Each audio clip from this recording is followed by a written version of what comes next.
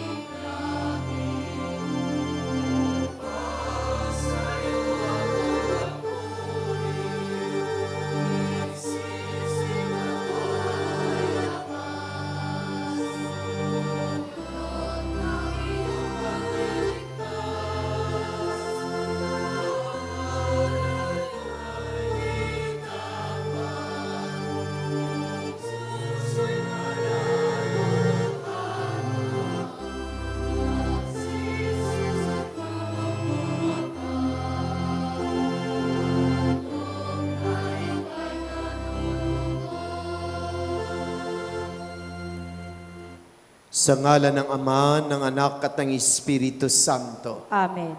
Ang pagpapala ng ating Panginoong Hesukristo, ang pag-ibig ng Diyos Ama, at ang pakikipagkaisa ng Espiritu Santo naway sumainyong lahat. At sumaiyo rin. Mga minamahal na kapatid, welcome sa ating banal na pagdiriwang, ang banal na misa. Muli tayo nagkakasama-sama at nagkakatipon-tipon dito sa ating munting pamayanan sa Cluster Faith upang sama-sama tayong manalangin, sama-sama tayong magsimba, magpasalamat at magpuri sa Diyos, ganun din magpahayag ng ating makahilingan at mga panalangin.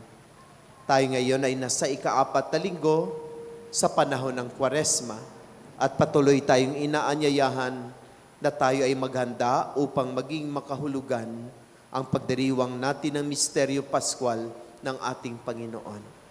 Magalak at magsaya tayo dahil mayroong Diyos na nagmamahal sa atin. At upang tayo maging karapat-dapat sa banal na pagdiriwang na ito, aminin natin ang ating mga pagkakamali at mga pagkakasala, ganun din ang ating mga pagkukulang.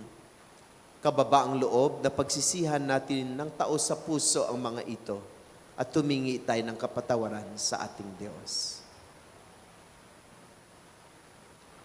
Tayong lahat, inaamin ko sa makapangyarihang Diyos at sa inyo mga kapatid, na luba akong nagkasala sa isip, sa salita at sa gawa, at sa aking pagkukulang. Kaya'y sinasamo ko sa mahal na Berheng Maria, sa lahat ng mga anghel at mga banal, at sa inyo mga kapatid, na ako'y panalangin sa Panginoong ating Diyos. Kaawaan tayo ng makapangyarihang Diyos, patawarin tayo sa ating makasalanan, patubayan tayo sa buhay na walang hanggan. Amen.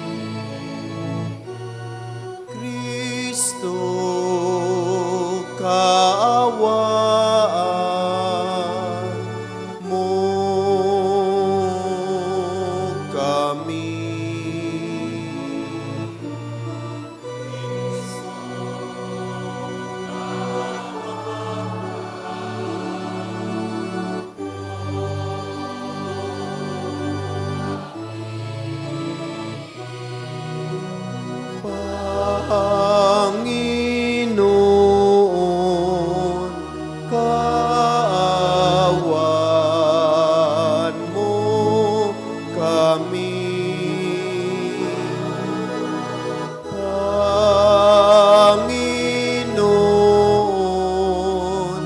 kaawaan mo kami. Manalangin tayo. Ama naming makapangyarihan, Ikaw ay nakikipagkasundo sa sangkatauhan sa pamamagitan ng iyong salita. Sa masigasig na pagsamba at matibay na pagsampalataya, ang sambayanang Kristiyano ay makadulog nawang masaya sa pagdiriwang ng dakilang kapistahan ng pagkabuhay sa pamamagitan ni Hesukristo kasama ng Espiritu Santo magpasawalang hanggan. Amen. Magsiupo po tayo. Sa paghirang ng Diyos sa sinumang magiging lingkod niya, ang kanyang pamantayan ay ang puso, kalooban at hindi ang panlabas na anyo ng tao. Ang pamantayan ng Diyos ay hindi katulad ng pamantayan ng tao. Ang salita ng Diyos mula sa unang aklat ni Samuel. Noong mga araw na iyon, sinabi ng Panginoon kay Samuel, "Magdala ka ng langis at pumunta ka kay Jesse na taga Bethlehem, sapagkat pinili ko ng maging hari ang isa sa kanyang mga anak." Nang magkaharap-harap na sila, nakita ni Samuel si Eliab. Pinagmasdan niya itong mabuti at sinabi sa sarili, "Ito siguro ang hinirang ng Panginoon para maging hari." Ngunit sinabi sa kanya ng Panginoon, "Huwag mong tingnan ang kaniyang taas at kakisigan. Hindi siya ang hinirang ko. Ang batayan ko ay di tulad ng batayan ng tao. Panlabas na anyo ang tinitignan ng tao, ngunit puso ang tinitignan ko." Isa-isang tinawag ni Jesse ang 7 niyang anak, ngunit walang pinili sa kanila ang Panginoon. Kaya't tinanong ni Samuel si Jesse, "Wala ka na bang anak kundi iyan?" "Mayroon pang isa, yang pinakabata at pastol ng aking mga tupa," sagot ni Jesse. Sinabi ni Samuel, "Ipasundo mo, hindi natin sisimulan ang paghahandog hanggat hindi siya dumarating." At sinundo nga ang anak na ito ni Jesse. Siya'y makisig na binatilyo, malusog at nangungusap ang mga mata. At sinabi ng Panginoon kay Samuel, "Siya ang hinirang ko, pahiran mo siya ng langis." Kinuha ni Samuel ang sisidlan ng langis at pinahiran si David sa harapan ng kaniyang mga kapatid. At mula noon, sumakanya ang Espiritu ng Panginoon. Ang salita ng Diyos. Salamat sa Diyos. Panginooy aking pastol, hindi ako magkukulang. Ako'y pinahihimlay sa mainam na pastulan, at inaakay niya ako sa tahimik na batisan. Binibigyan niya ako niyong bagong kalakasan. Pastol ko'y Panginoong Diyos, hindi ako magdaraho. At sangayon sa pangako na kaniyang binitiwan, sa matuwid na landasi, doon ako inaakay. Kahit na ang daang iyo'y tumatahak sa karimlan, hindi ako matatakot pagkat ika'y kaagapay. Ang tungkod mo at pamalo, ang gabay ko at sanggalang. Pastol ko'y Panginoong Diyos, hindi ako magdaraho. Sa harapan ng lingkod mo, ikaw ay may handang dulang. Ito'y iyong ginagawang nakikita ng kaaway. Nalulugod ka sa akin na ulo ko ay langisan. at pati na ang kalis ko ay iyong pinaaapaw. Pastol ko'y Panginoong Diyos, hindi ako magdaraho. Tunay na ang pag-ibig mo at ang iyong kabutihan sa saakit tataglayin habang ako'y nabubuhay. Doon ako sa templo mo, lalagi at mananahan. Pastol ko'y Panginoong Diyos, hindi ako magdaraho. Sa pamagitan ng binyag, tinatanggap natin ang liwanag ni Kristong Panginoon na siyang pumapawi sa kadilimang dulot ng kasalanan. Bilang mga Kristiyano, inaasahan tayong mamuhay sa liwanag ng katotohanan at kabutihan. Ang salita ng Diyos mula sa sulat ni Apostol San Pablo sa mga taga-Efeso. Mga kapatid, dati nasa kadiliman kayo, ngunit ngayoy nasa liwanag sapagkat kayo'y sa Panginoon. Mamuhay kayo gaya ng nararapat sa mga taong naliwanagan, sapagkat ang ibinubunga ng pamumuhay sa liwanag ay pawang mabuti, matuwid at totoo. Pag-aralan ninyo kung ano ang kalugod-lugod sa Panginoon. Huwag kayong makikisama sa mga taong gumagawa ng mga bagay na walang ibubungang kabutihan, mga bagay na dulot ng kadiliman. Sa halip ay ilantad ninyo sila at ang kanilang mga gawa, sapagkat kayahiyang banggitin man lamang ang mga bagay na ginagawa nila ng lihim. Ang lahat ng nalalantad ay naliliwanagan, at ang naliwanagan ay nagiging liwanag.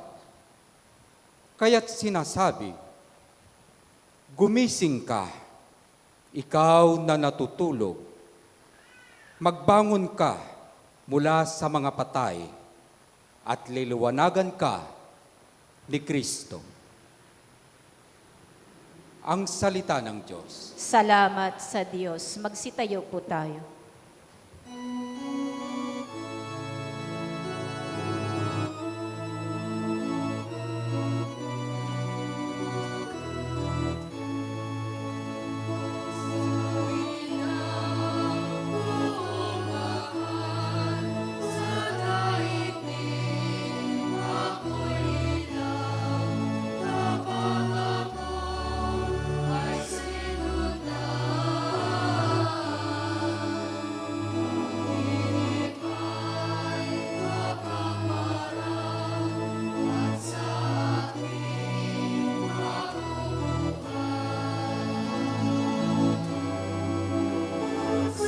Pinang pumahal sa daigdig, ako'y ilaw.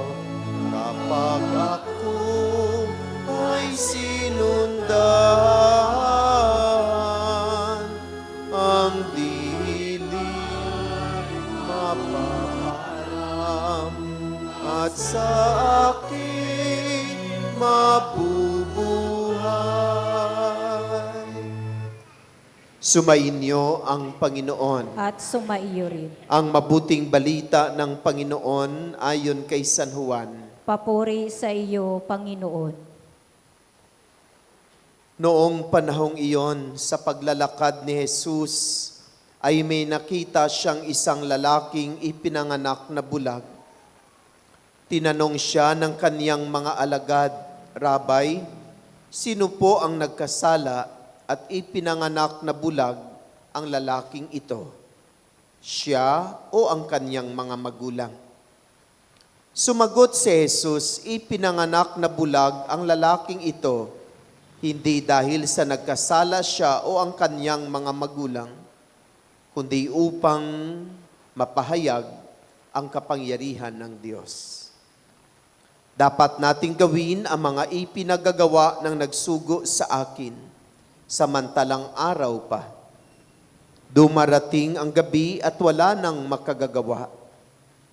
Habang ako'y nasa sanlibutan, ako ang ilaw ng sanlibutan. Pagkasabi nito, si Jesus ay lumura sa lupa at gumawa ng putik.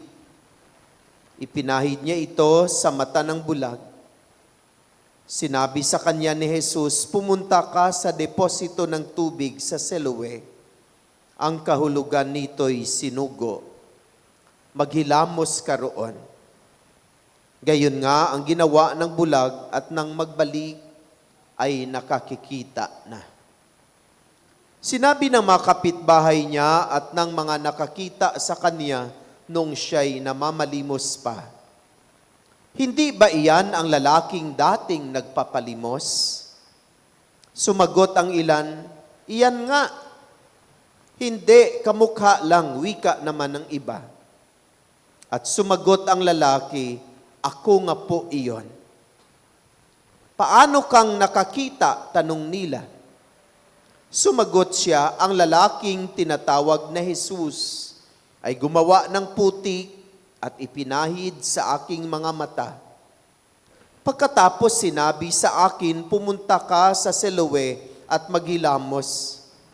Kaya't pumaroon ako at naghilamos at nakakita na ako. Nasaan siya? Tanong nila sa kanya. Ewan ko po, sagot niya. Dinala nila sa mga Pariseo ang dating bulag. Araw kasi ng pamamahinga nang gumawa si Jesus ng putik at padilatin ang bulag. Tinanong din siya ng mga Pariseo kung paano siya nakakita. Sinabi niya sa kanila, pinahira niya ng putik ang aking mga mata, naghilamos ako pagkatapos at ngayoy nakakikita na ako. Ang sabi ng ilan sa mga Pariseo, hindi mula sa Diyos ang taong iyan, sapagkat hindi niya ipinangingilin ang araw ng pamamahinga. Ngunit sinabi naman ng iba, paanong makagagawa ng ganitong kababalaghan ang isang makasalanan? At hindi sila magkaisa ng palagay.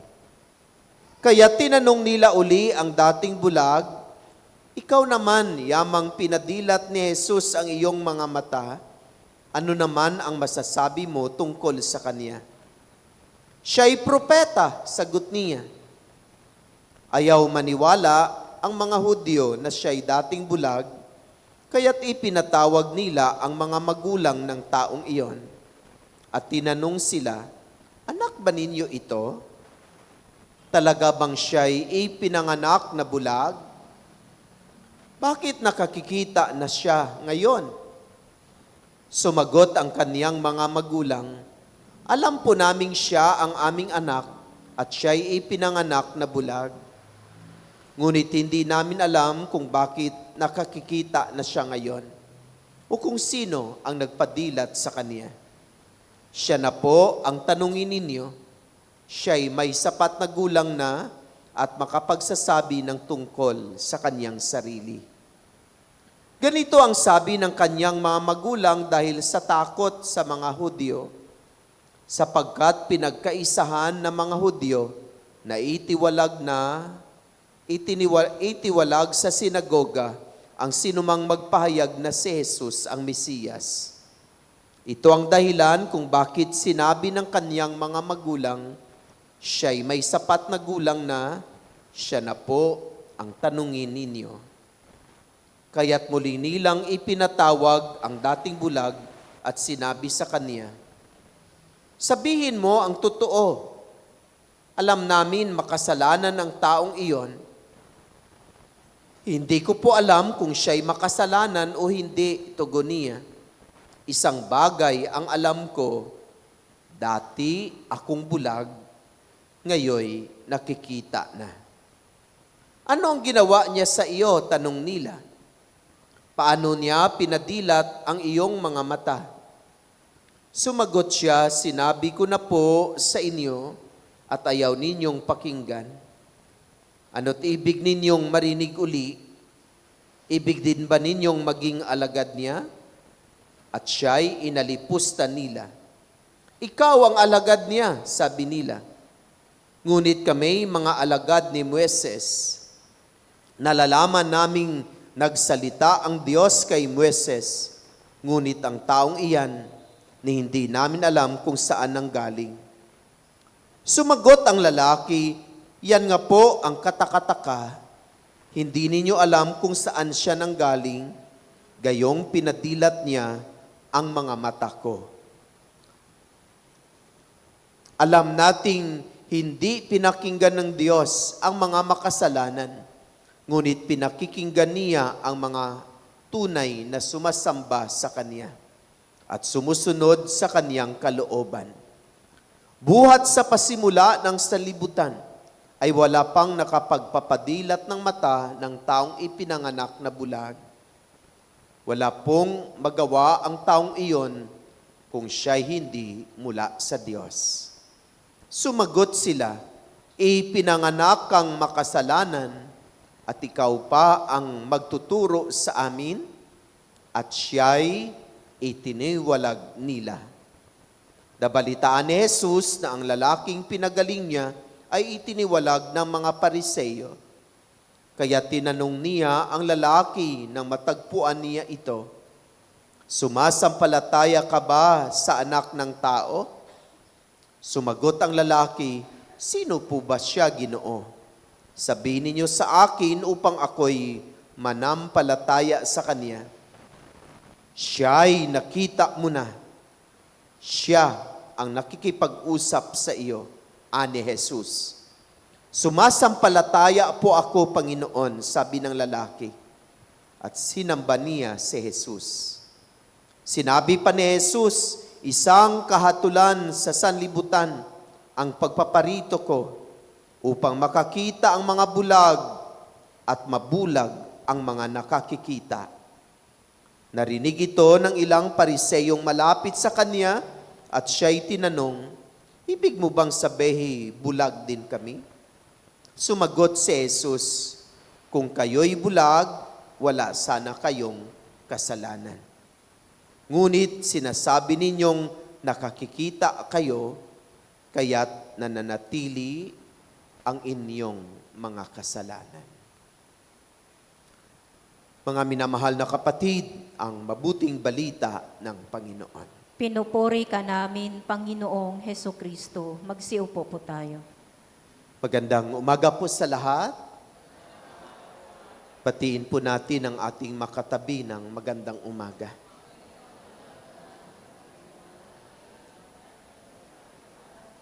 Ika-4 na linggo ng panahon ng Kwaresma, tinatawag nating Letari Sunday, at sabi ng ating paunang salita, ang letare ay nanggaling sa salitang Latin, nang ibig sabihin ay magalak, matuwa, magsaya.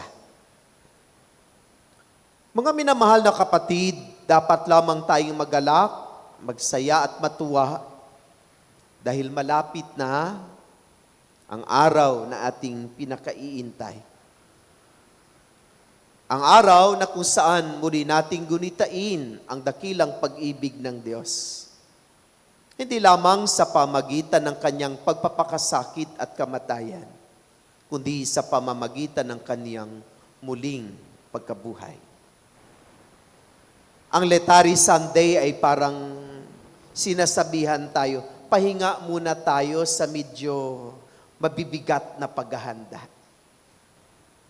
At pinasisilip sa atin ang isa ding mahalagang bagay na mangyayari sa mahal na araw. Pinasisilip sa atin ang tagumpay ni Jesus, ang kaniyang muling pagkabuhay. Kasi noong mga nakaraang mga linggo talagang napakabigat yung ipinapahayag sa atin na paghahanda. Sinasabihan tayo na pagsisihan ninyo ang inyong mga kasalanan ng taos sa puso. Magbalik loob kayo. At ipinaalaala sa atin ang mga iba't ibang pahirap at pasakit kay Jesus. Lalo tigit ang kaniyang kamatayan. Ang bigat-bigat. Biro mo, isa-isahin mo yung kaniyang mga pagpapakasakit.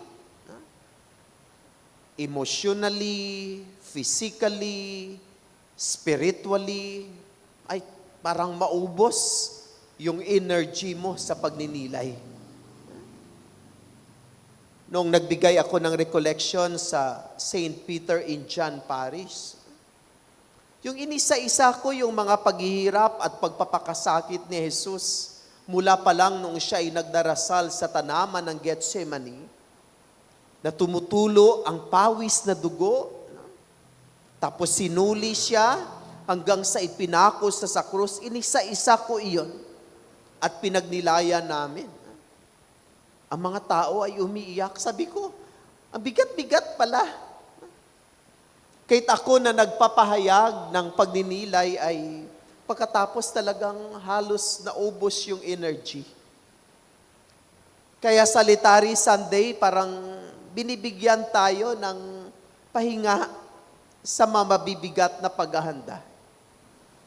Upang ipasilip sa atin na ang gugunitain natin sa mahal na araw ay hindi lang puro pagpapakasakit, kundi ang tagumpay din ni Jesus at ang kaniyang muling pagkabuhay. Kaya dapat tayong magalak, dapat tayong matuwa, dapat tayong magsaya. Parang sinasabi ng Litany Sunday na ang panahon ng Kwaresma ay hindi lang puro pagsakripisyo, kundi ito rin ay nagbibigay sa atin ng pag-asa.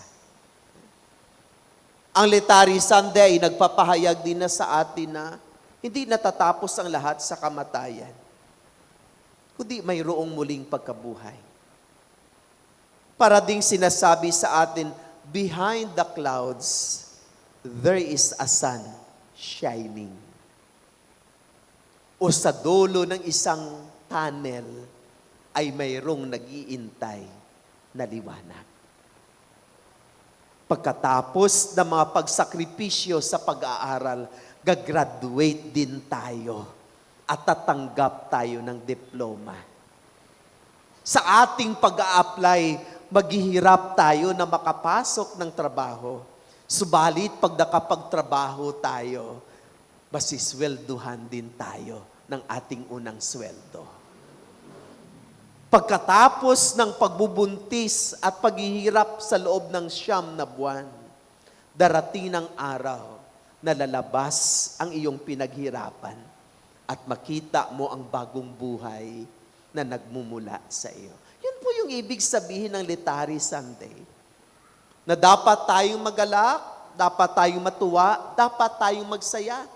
Dahil ang ating buhay ay hindi lang puro kahirapan, di ba? Ang ating buhay ay hindi lang puro problema. Ang ating buhay ay hindi lang puro kadiliman. Kuminsan paandap-andap. Kuminsan kumukuti-kutitap. Pero maraming beses nagliliwanag din tayo. Kung minsan hirap na hirap, kung minsan nakakaraos, at maraming beses naging matagumpay din sa buhay. Yun ang ibig sabihin ng Litany Sunday, na dahilan kung bakit tayo ay magalak, bakit tayo ay magsaya at matuwa. At higit sa lahat, ang ipinapahayag sa atin na sa gitna ng lahat ng mga ito, ay mayroon tayong Diyos na makapangyarihan sa lahat, na walang makadadaig sa Kanya. Kahit ang kamatayan, kahit ang kadiliman, o ano paman, kahit sinong malakas na demonyo at satanas, ay walang makadadaig sa makapangyarihan na Diyos. At palagi natin niya ipinapahayag linggo-linggo, na siyang ating sinasampalatayanan. Ano ang sabi natin? Sumasampalataya ako sa Diyos amang makapangyarihan sa lahat. Siyang makapangyarihan sa lahat at siyang ating sinasampalatayanan. At yan ang magbibigay sa atin ng tunay na kagalakan. At isa sa mga pruweba ay ang nangyari sa buhay ng bulag sa ating ebanghelyo. Ipinanganak siyang bulag. Subalit, sabi nga ng kaniyang mga alagad, sino ba ang nagkasala? Siya ba o ang kaniyang mga magulang na naging dahilan ng kaniyang pagkabulag? Ano ang sagot ni Jesus? Hindi. Walang kasalanan siya. Walang kasalanan ang kaniyang mga magulang kung bakit naging bulag siya. Ang pinakadahilan kung bakit siya ay naging bulag upang mahayag ang kapangyarihan ng Diyos. Sa pamamagitan niya, ipahayag ng Diyos ang kaniyang kapangyarihan. At sa katapusang bahagi ng ating ebanghelyo, sinabi doon, sinabi sa atin ng ating ebanghelyo, wala pong magagawa ang taong iyon kung siya'y hindi mula sa Diyos. Ipinanganak, sabi sa kanya, buhat sa pasimula ng sanlibutan ay wala pang nakapagpapadilat ng mata ng taong ipinanganak na bulag. Siya lamang. Si Jesus lamang. Parang sinasabi ng bulag, wala pang nakapagpagaling sa isang taong isinilang na bulag, kundi itong tao lamang, itong si Jesus lamang. Kaya dito ipinahayag ang kapangyarihan ng Diyos, na siya ay talagang makapangyarihan sa lahat. Our God is an almighty God. Our God is a powerful God. Amen? Kaya, dapat tayong magalak. Dapat tayong matuwa. Na ang mga iba't ibang uri ng mga hirap sa buhay, kapag tayo ay sumampalataya sa Diyos na makapangyarihan sa lahat, ay pwede niyang pawiin ang mga ito anytime. Dahil siya ay Diyos na makapangyarihan. Mga minamahal na kapatid, sa linggong ito tayo rin ay pinaalalahanan na sa pamamagitan, sabi ng ikalawang pagbasa, na sa pamamagitan ng sakramento ng binyag, tayo ay nagiging anak ng Diyos.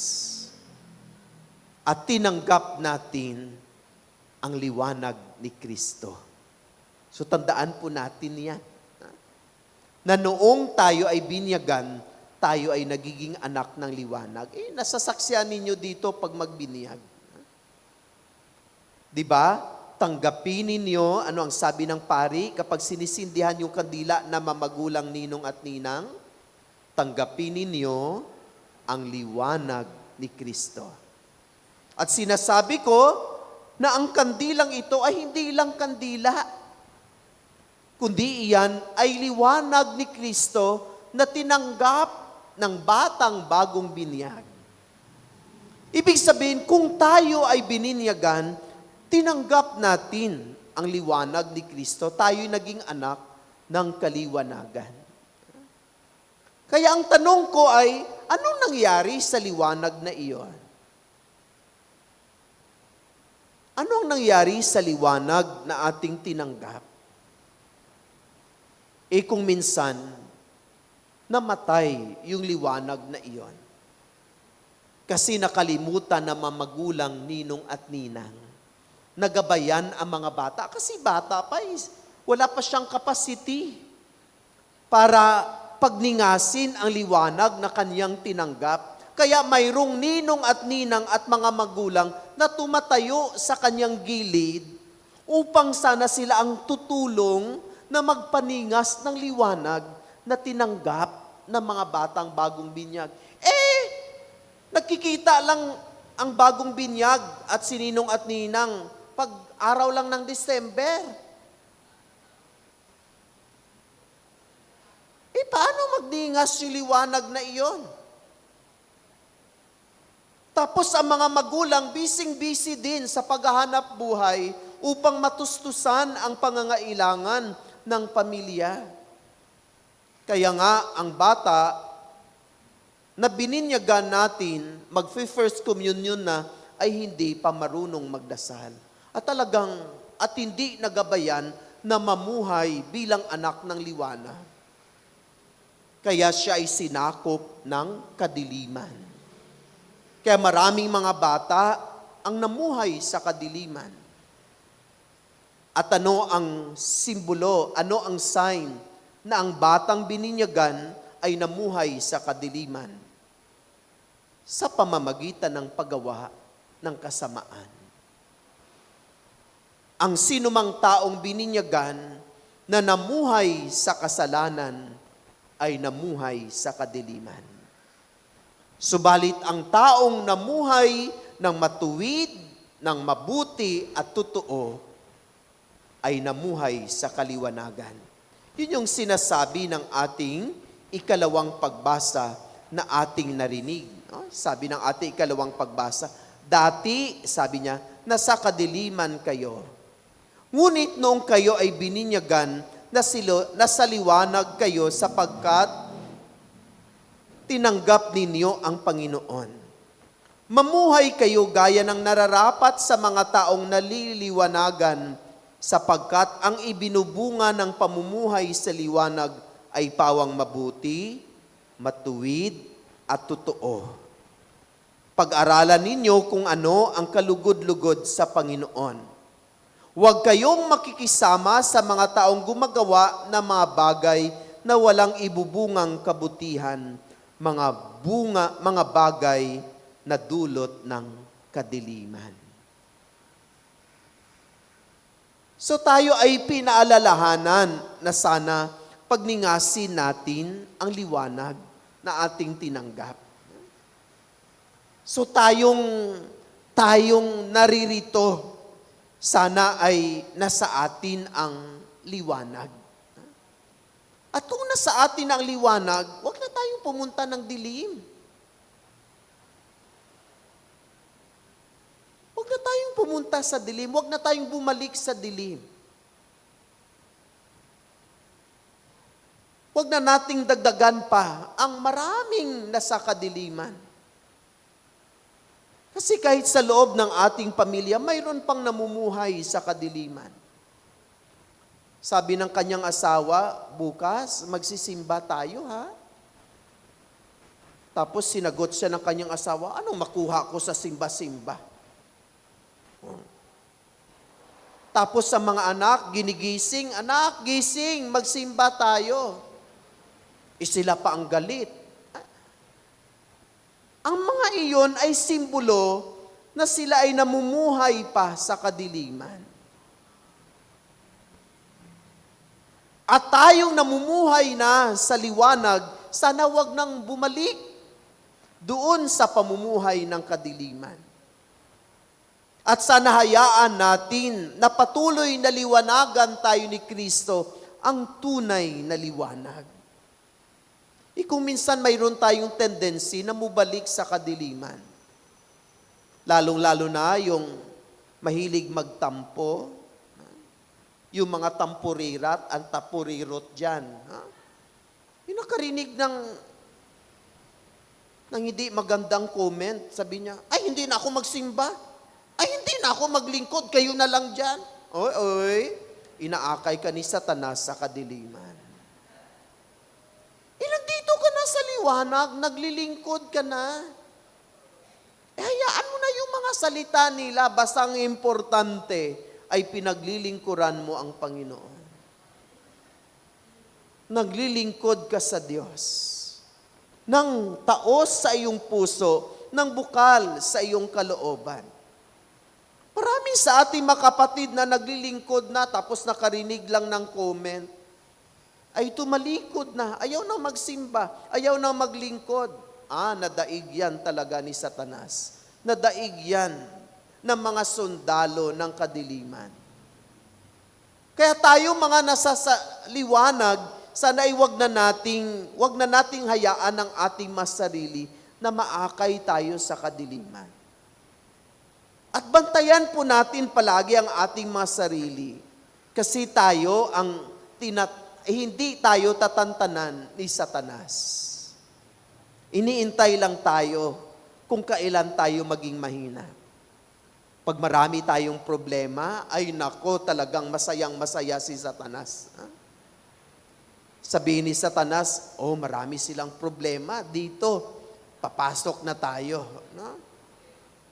Pag nag-give in tayo sa temptation ni Satanas, talo tayo. Madadala tayo sa kadiliman.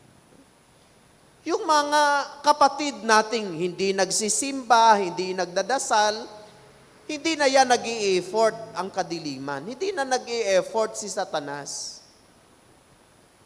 Ang sabi ni Satanas, atin na yan, huwag na tayong mag-aksaya ng ating panahon at lakas. Hindi na nga sila nagsisimba eh. Aakyatan sila ni Mama Mary, ayaw na nilang magpaakyat eh. Inaanyayahan mo ng Via Crucis, ayaw na nilang mag-Via Crucis, ayaw na nilang kilanlin ang Diyos sa kanilang buhay. Atin na yan. Hindi na kailangang mag-double time tayo sa kanila. Yung mag-double time tayo ay andoon ngayon sa tahanan ni Maria na nakikinig kay Father Sam. Sila yung mag-double time tayo sa kanila. Kaya wag nating sabihin, yung mali yung sinasabi natin na magsisimba ako at maglilingkod sa Diyos para mawalan ako ng problema at mga pagsubok. The more na mga pagsubok, mas matitindi pang pagsubok ang ating pagdaanan. At kapag naging mahina tayo, maaakay tayo sa kadiliman. Kailangan palagi tayong dagdagan pa natin ang magdasal, dagdagan pa natin ang panahon sa pagninilay at pagsisimba. At palagi nating ihanda ang ating mga sarili na hindi tayo maakay tungo sa kadiliman. Tandaan po natin, ang mapagsubok at mga problema ay madaig lamang ng tunay na liwanag. At ang tunay na liwanag ay walang iba, kundi ang ating Diyos, ang ating Panginoon. Kaya kapag nakaranas tayo na mapagsubok at problema, tawag tayo sa Panginoon. Kumapit tayo sa totoong magbibigay ng liwanag. Huwag nating hayaan na matalo tayo ng kadiliman. Kundi palagi nating alalahanin, problema lang to. Mayroong Diyos na tutulong sa akin. Mayroong Diyos na gagabay sa atin at tutulong sa atin upang masolusyonan natin ang mga problema na ating kinakaharap sa buhay. Maging matatag tayo sa pagharap sa mga problema sa buhay. At sana wag nating hayaan na tayo ay maakay sa dilim, kundi tayo ay maakay tungo sa liwanag. At sana ang bawat isa sa atin ay maging instrumento din na akayin natin ng iba upang sila ay maliwanagan din na liwanag ni Kristo. Kaya napakaganda ng ating ginagawa, ng ating misyon. Ano nga yung misyon natin? Abutin ang mga nasa laylayan.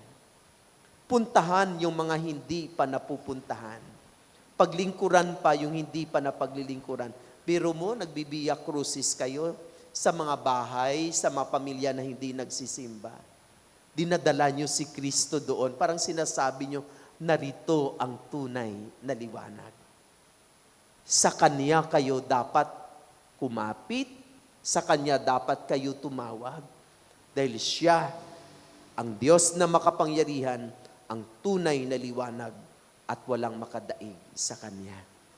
Sana tayong mataga-mission station ay magiging instrumento upang dalhin natin ang liwanag.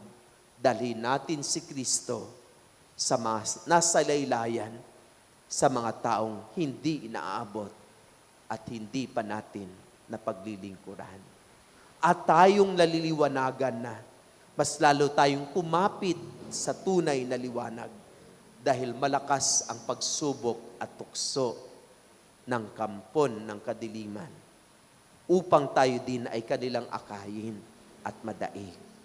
Sana sama-sama at magkaisa tayong pumunta sa tunay na liwanag.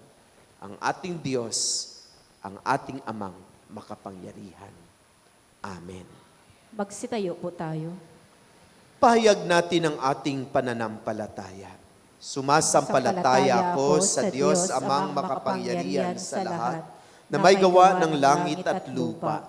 Sumasampalataya ako kay Jesucristo, isang anak ng Diyos, Panginoon nating lahat. Nagkatawang tao siya lalang na Espiritu Santo. Ipinanganak ni Santa Mariang Berhen.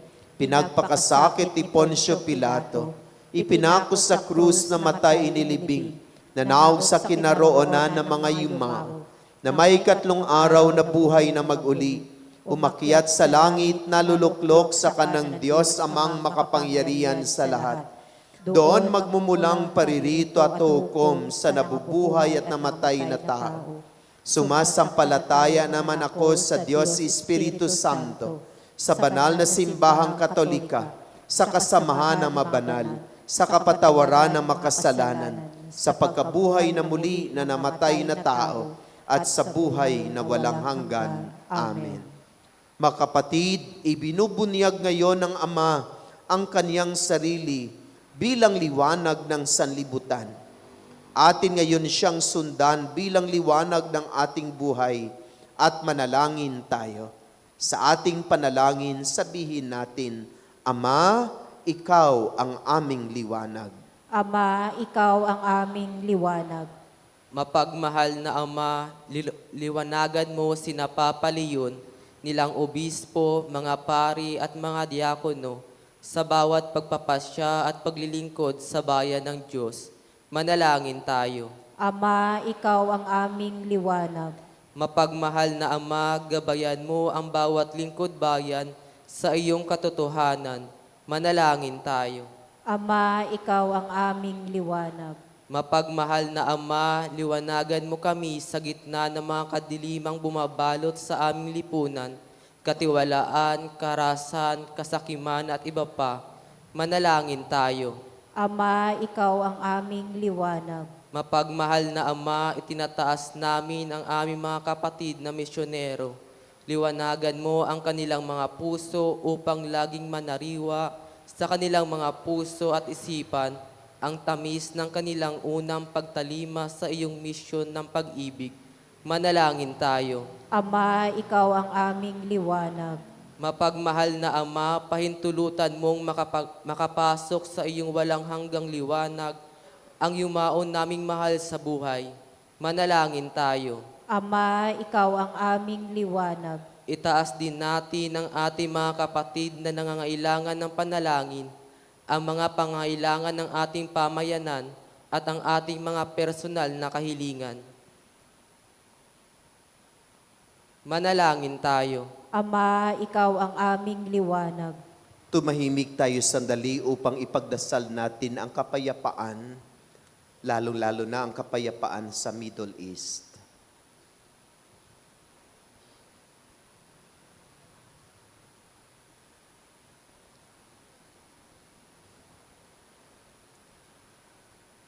O Amang mapagmahal, Ikaw ang aming liwanag. Kami ay sumasampalataya na Ikaw ay Diyos na makapangyarihan sa lahat. Tulungan mo kaming magpahayag ng iyong kagandahang loob at pag-ibig sa makapatid naming mga nasalaylayan sa pamamagitan ni Jesucristo na aming Panginoon. Amen. Magsiupo po tayo.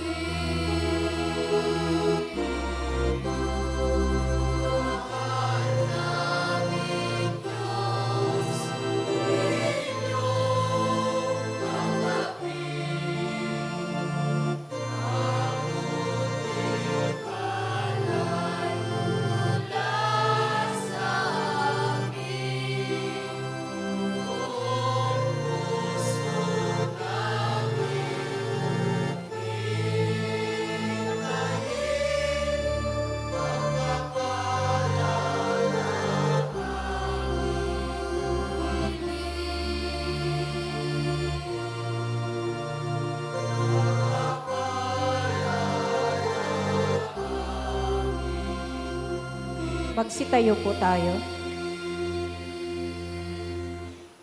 Manalangin kayo mga kapatid upang paghahain nating ito ay kalugdan ng Diyos amang makapangyarihan. Tanggapin nawa ng Panginoon itong paghahain sa iyong mga kamay, sa kapurihan niya at karangalan, sa ating kapakinabangan at sa buong sambayan niyang banal. Ama naming lumikha para sa paghahaing nagbibigay kagalingan, kami ngayon ay masayang nagsisipag-alay, kalakip ang dalangin amin nawang maidangal, ang pagdiriwang na ito ng banal na pakikinabang, at maidulot nawa ito para sa kaligtasan ng tanan sa pamamagitan ni Hesu Kristo kasama ng Espiritu Santo magpasawalang hanggan. Amen. Sumainyo ang Panginoon. At sumaiyo rin. Itaas sa Diyos sa inyong puso at diwa. Itinaas na namin sa Panginoon. Pasalamatan natin ang Panginoong ating Diyos. Marapat na siya ay pasalamatan. Ama naming makapangyarihan, tunay ngang marapat na ikaw ay aming pasalamatan sa pamamagitan ni Hesu Kristo na aming Panginoon. Minabuti niyang maging di naiiba sa amin upang ang sangkatauhang namuhay sa dilim at kaniyang maakay sa pananalig na hahantong sa liwanag ng iyong pag-ibig. Kaming ipinanganak noong una bilang alipin ng dating pagkakasala ay kanyang hinugasan sa tubig ng muling pagsilang upang maitampok bilang makapatid niya sa iyong angkan. Kaya kaisa na maanghel nagsisiawit ng papuri sa iyo na walang humpay sa kalangitan, kami nagbubuni sa iyong kadakilaan.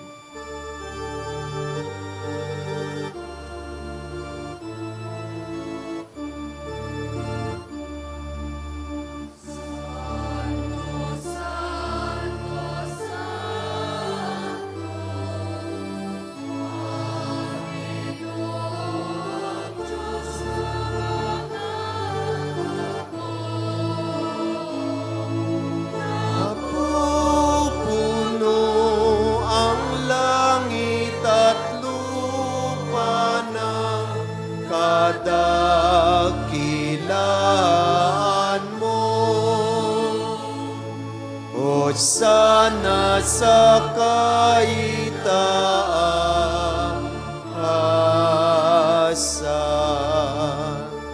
pinagpala ang naparirito sa ngalan ng Panginoon.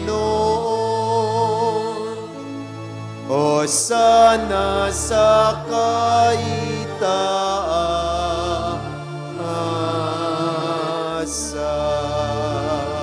Pagsiluhod po tayo.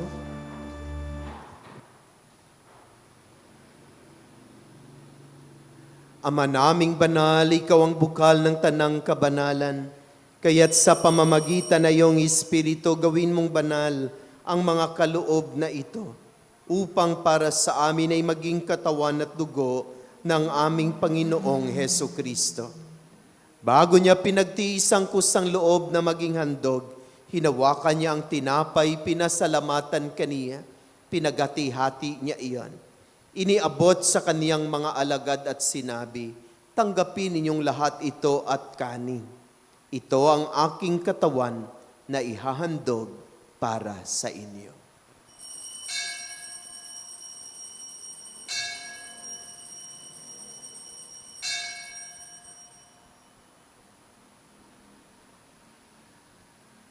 Gayon din naman nung matapos ang hapunan, hinawakan niya ang kalis, muli kaniyang pinasalamatan. Iniabot niya ang kalis sa kaniyang mga alagad at sinabi, tanggapin ninyong lahat ito at inumin. Ito ang kalis ng aking dugo ng bago at walang hanggang tipan. Ang aking dugo na ibubuhos para sa inyo at para sa lahat sa ikapagpapatawad ng mga kasalanan. Gawin ninyo ito sa pag-alaala sa akin.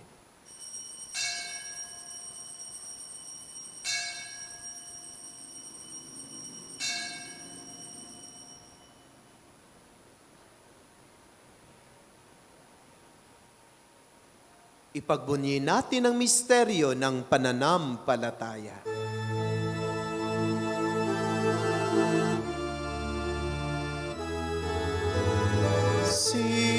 Kristo ay namatay. Si Kristo ay nabubuhay. Si Kristo ay babalik sa wakas ng panahon. Ama, ginagawa namin ngayon ang pag-alaala sa pagkamatay at muling pagkabuhay ng iyong anak.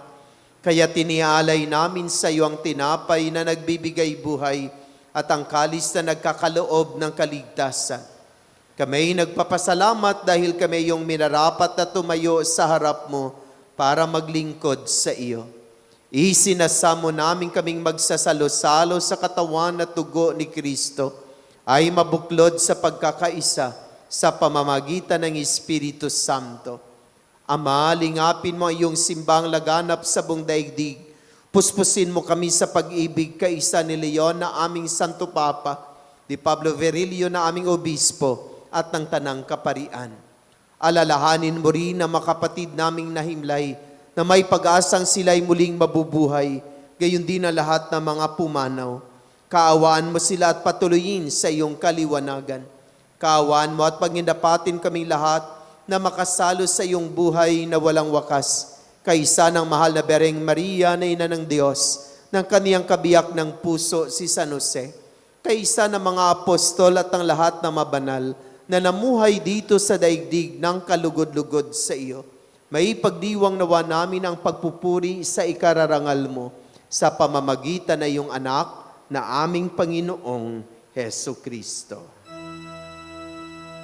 Sa pamamagitan ni Kristo, kasama niya at sa Kanya, ang lahat ng parangal at papuri ay sa iyo, Diyos Ama, makapangyarihan, kasama ng Espiritu Santo, magpasawalang hanggan.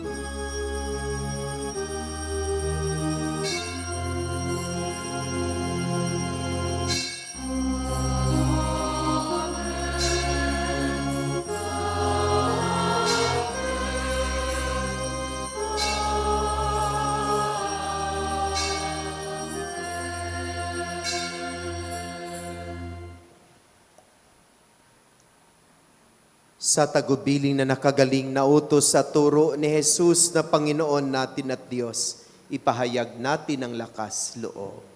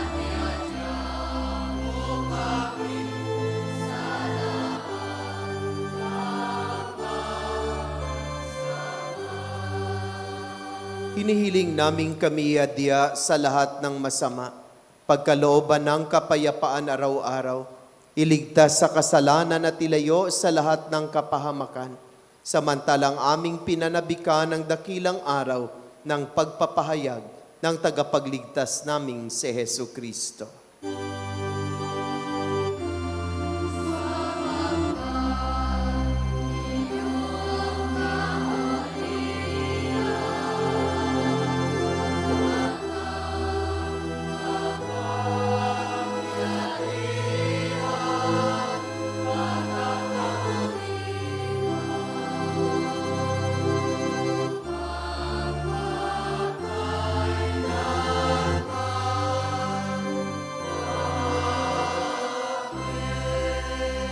Panginoong Kristo, sinabi mo sa iyong mga apostol, kapayapaan ang iniiwan ko sa inyo, ang aking kapayapaan ang ibinibigay ko sa inyo.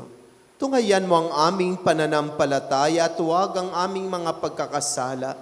Pagkalooban mo kami ng kapayapaan at pagkakaisa ayon sa iyong kalooban, kasama na Espiritu Santo, magpasawalang hanggan. Amen. Ang kapayapaan ng Panginoon ay laging sumainyong lahat. At sumaiyo rin. Magbigayan tayo ng kapayapaan sa isa't isa. Peace be with you.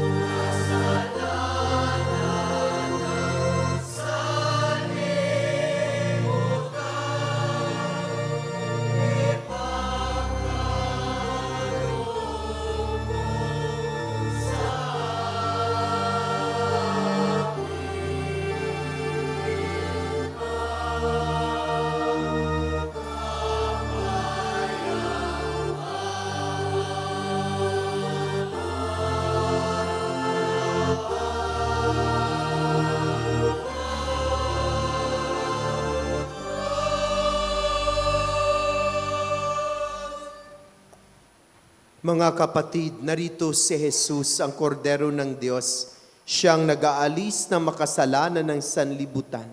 Mapalad ang inaanyayahan sa kanyang banal na pigi. Panginoon, hindi ako karapat-dapat magpatuloy sa iyo, ngunit sa isang salita mo lamang ay gagaling na ako.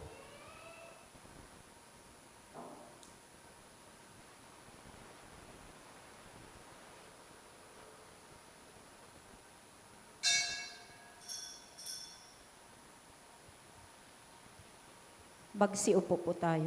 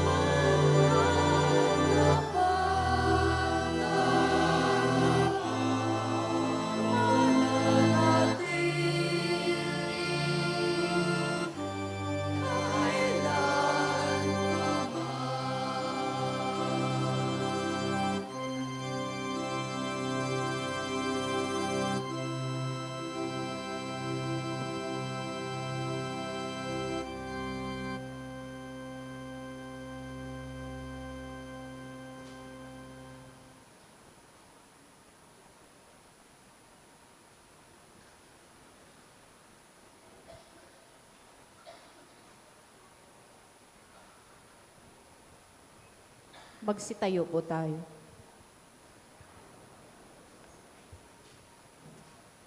Manalangin tayo. Ama naming mapagmahal, tinatanglawan mo ang lahat ng tao na isinilang sa daigdig na ito.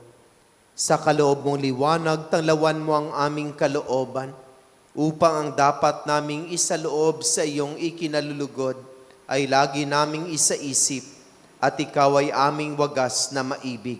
Sa pamamagitan ni Hesukristo, kasama na Espiritu Santo, magpasawalang hanggan. Amen. Panalangin sa Birhen ng Banal na Puso ni Jesus. Alalahanin mo, mahal na ina ng banal na puso ni Jesus, ang madakilang bagay na ginawa ng Panginoon para sa iyo. Hinirang kang maging kanyang ina. Ninais niyang malapit ka sa kanyang krus. Binahaginan kanya ng kanyang kaluwalhatian. Dinirinig niya ang iyong panalangin. Sa kanya ialay ang aming papuri at pasasalamat. Sa kanya isangguni ang aming kahilingan. Na tulad mo'y mamuhay kaming lagi sa pagmamahal ng iyong anak, upang kanyang kahariay patuloy na maisakatuparan.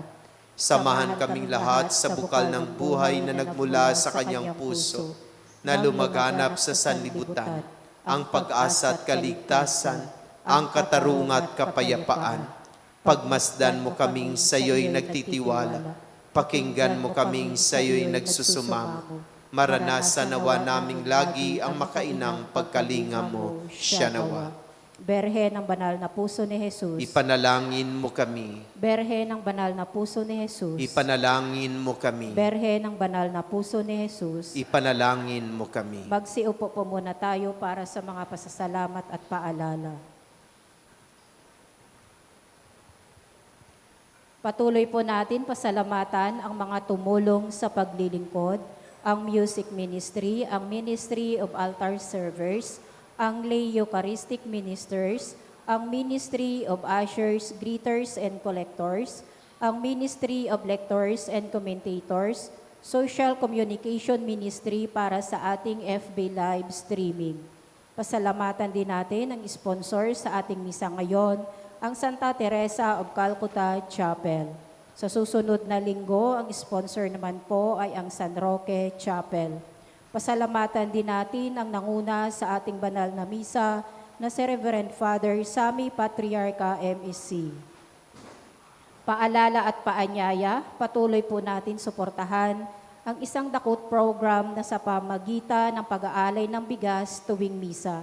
Ito po ay ipinamamahagi sa ating mga kapatid na higit na nangangailangan. Ang isang dakot mo ang papawi sa gutom ko. At patuloy din po natin suportahan ang ating balikhandog at mga donasyon para sa pagpapatayo ng ating kumbento sa tahanan ni Maria. Ito po ay kinakailangan upang tayo ay maging Kwasay Parish. Nawa, suportahan natin ang ating proyekto na ito. Tinatawagan po ang lahat ng miyembro ng COL at miyembro ng different ministries, lectors and commentators, usher, greeters and collectors, extraordinary ministers of Holy Communion, altar servers at Ministry on Liturgical Music na magkakaroon po ng Formation on Liturgy of Triduum sa March 15, alauna ng hapon sa Woodcraft Chapel. Inaasahan po ang inyong pagdalo. Inaanyayahan din po ang lahat sa kumpisala ng Mission Station sa March 21, Sabado, 9:00 ng umaga onwards sa St. Louis de Montfort Chapel. Ito po ay isang mahalagang paghahanda ngayong panahon ng Kwaresma. Narito po ang ilan sa mga schedule ng ating Holy Week activities. Palm Sunday o Linggo ng Palaspas sa March 29, ang schedule ng misa ay 6:30 a.m. sa Silver Street Compound sa Cluster Hope, 9 a.m. sa Tahanan ni Maria sa Cluster Faith, 5 p.m. sa Woodcraft Chapel sa Cluster Love. Sa St. Louis de Montfort Chapel ay sa March 28, anticipated Palm Sunday Mass at 7:30 p.m. Dapat po ay dumating tayo ng maaga dahil 30 minutes bago ang misa ay ang pagbabasbas ng mga palaspas. Ang youth po ng Mission Station ay gagawa at magtitinda ng mga palaspas sa halaga ng 50 pesos ang isa. Tulong na po ito sa kanila para makaipon sila para sa gastusin ng kanilang activities. Sa mga nais umorder ay sabihin lamang po sa inyong mga chapel leaders. Dalaw sa may sakit ni Father Sam si Father Sam po ay dadalaw sa mga may karamdaman para sa pagpapahid ng banal na langis sa may sakit. Ito po ang schedule. March 30, Lunes Santo sa Cluster Faith. March 31, Martes Santo sa Cluster Hope. April 1, Miyerkules Santo sa Cluster Love. Maraming salamat po. Sumuli ang lahat ng mga ministry na napapabilang sa Commission on Worship and Liturgy ay magkakaroon po kayo ng formation seminar mamayang alauna ng hapon sa Woodcraft Bayanihan. So ibig sabihin, ang mga altar servers, ang mga lectors and commentators, ang mga lay ministers, ang mga asserets, greeters and collectors ay magkakaroon ng formation seminar para maunawaan natin ang ating mga gagawin sa mahal na araw. No? Ipapaliwanag kung bakit iwinawagayway ang palaspas. No? Bakit pula ang ating gagamitin sa araw na iyon. No? Ipaliwanag kung ano ang mangyayari sa Huwebes Santo, sa Biyernes Santo at sa Sabado ng gabi. No? Sa ating bilya sa muling pagkabuhay ng Panginoon. Alam ko na maraming mga naglilingkod katulad ng mga greeters and collectors na kapag tanungin mo, bakit ate may ganito sa Huwebes Santo, hindi niya maipapaliwanag. Sabi niya, basta yan na yung nakaugalian. Yan na yung ginagawa namin dati pa. Matagal na, yan na yung ginagawa namin dati pa. Pero kung tanungin mo, bakit natin ginagawa yon, ay hindi nila maipaliwanag. So para maunawaan natin kung bakit ginagawa natin ang mga ito, no? Kahit yung mga sakristan, no? Tatanungin mo sila, bakit ganito yan?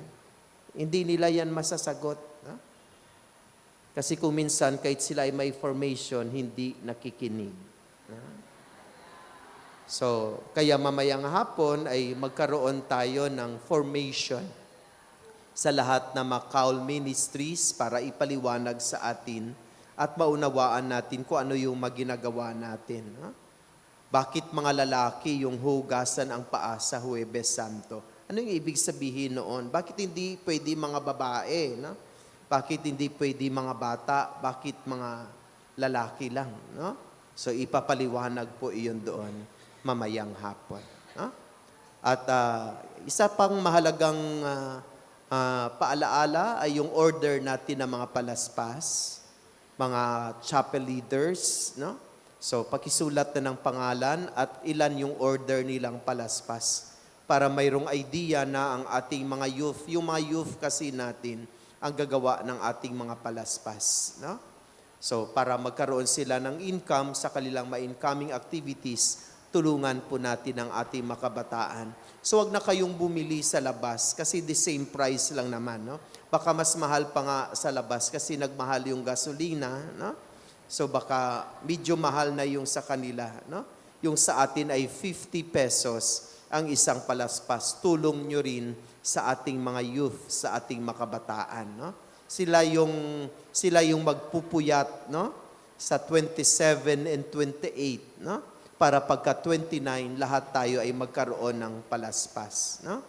At sana masulat na natin ang ating mga order kung ilan yung o-orderin natin para mayroon ng idea ang ating makabataan kung ilan yung gagawin nilang palaspas sa araw ng Biyernes at Sabado para sa paghahanda natin sa linggo ng palaspas. No?